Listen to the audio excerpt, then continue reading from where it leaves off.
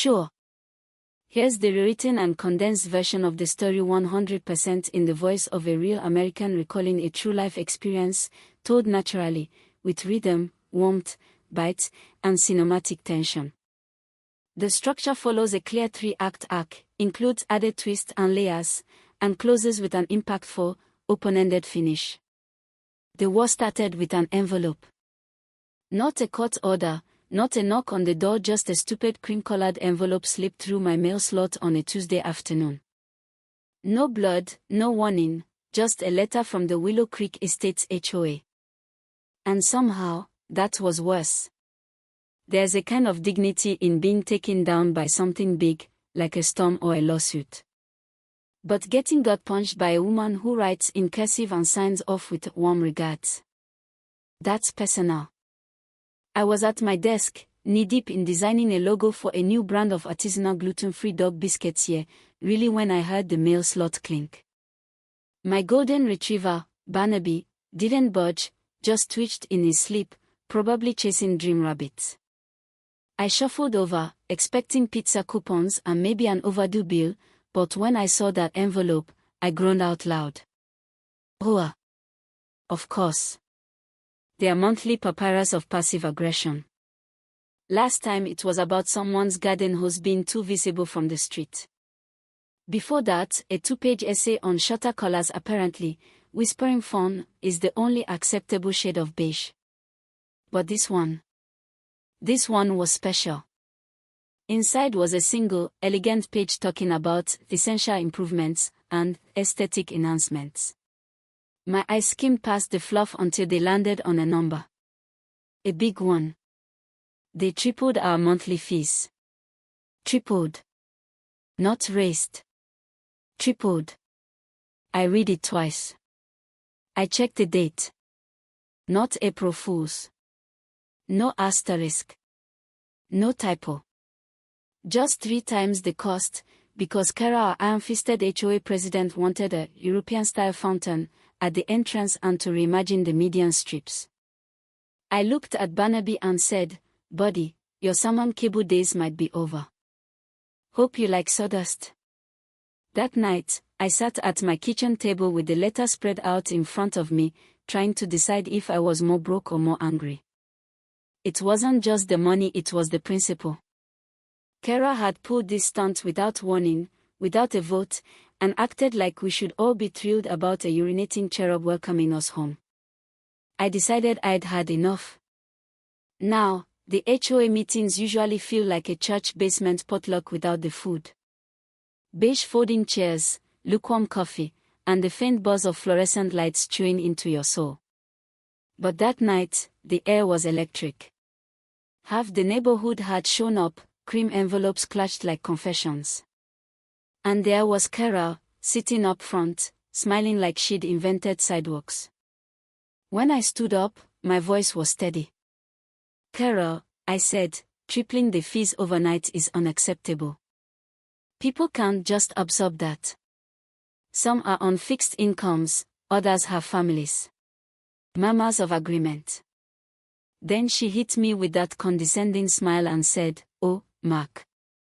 It's sweet you're taking an interest in community upkeep." Sweet. Like I was a toddler offering to mow the lawn with a plastic rake. She pulled some legal clause out of thin air, said the board had discretion over aesthetic upgrades, and brushed off my request for a vote like it was beneath her. When sweet Mrs. Gable begged them to reconsider, Carol told her to look into a reverse mortgage. When a young couple asked about a payment plan, Barry the treasurer just shook his head. It was humiliating. But it also lit a fire under me. A few days later, I was walking Barnaby past the overgrown lot on Elm Street, the one with the rusty chain-link fence and the faded sign that still said, "Future site of Willow Creek Gazebo." That sign had been there for 10 years. I stared at the weeds, the junk mail of landscaping, and this insane idea popped into my head: what if the HOA didn't even own this lot? I raced home and pulled up the county property website. Took a while, but eventually, I found it. Lot 7B. Owned by the HOA technically. But they hadn't paid property taxes on it in 3 years. The county had flagged it for auction. 2 weeks out. I just stared at the screen, barely breathing. My hands were shaking. This was it. My loophole. My shot. I sold off some investments, talked to a guy named Sal, a contractor with a ponytail, a flannel shirt, and the kind of laugh that makes you feel like you're in good company. He didn't just agree to help, he said, "You're building a dog park to piss off your HOA. Kid, you just hired the right guy." 2 weeks later, I walked out of that county auction holding the deed to Lot 7B. For $8,000, the price of a used Honda, I now owned the one piece of land the HOA had forgotten how to manage. First came the survey flags. Then the vinyl fencing. Then the whispers. Kara showed up mid-survey, furious, demanding to know what I was doing. I smiled and said, "Good morning, Kara. Just getting my property measured." She laughed until I showed her the deed. Her face turned a shade of grey that made her lavender windbreaker look radioactive. She stormed off. I waved. We kept building. Sod went down. Benches went in.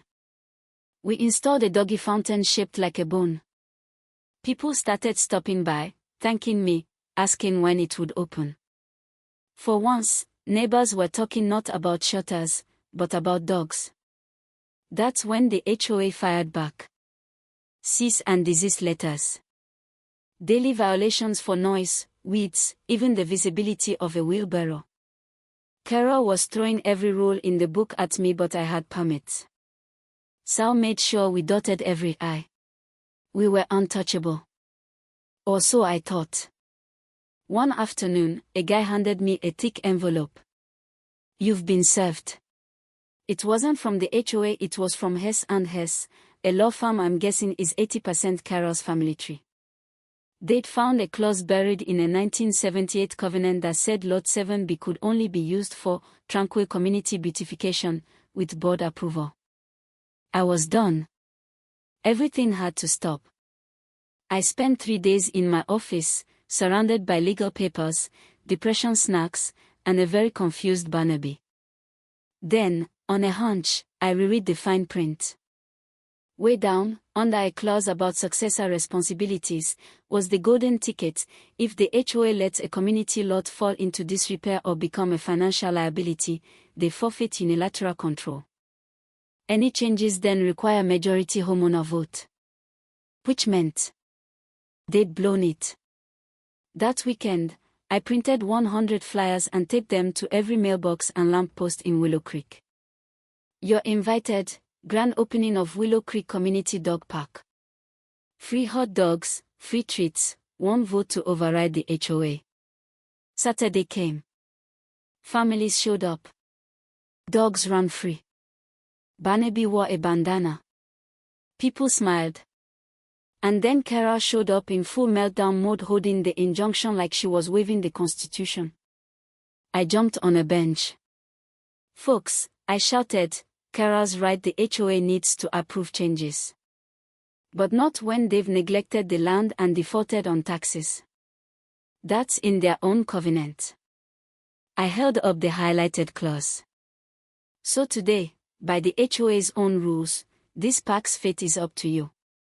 All in favor of keeping the dog park." The roar was immediate applause, cheering, backing. It was chaos in the best possible way. Kara turned beet red and vanished with her lawyer in tow. I never saw her again. A week later, a for sale sign went up in her yard. The board got recalled. The new members were dog owners. They apologized in writing. They kept some of the fee hike, but scrapped the fountain. We kept the park. And you know what?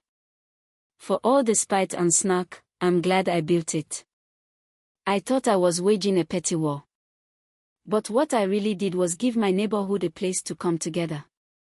A park, for people and their dogs. For once, the HOA wasn't the center of our lives. Barnaby was. Funny how revenge turned into community. But hey, what do you think? Did I go too far? Or was this exactly the kind of neighborhood justice we need more of? Drop your thoughts in the comments. I want to know where you stand. Would you have fought back or just paid the fountain tax?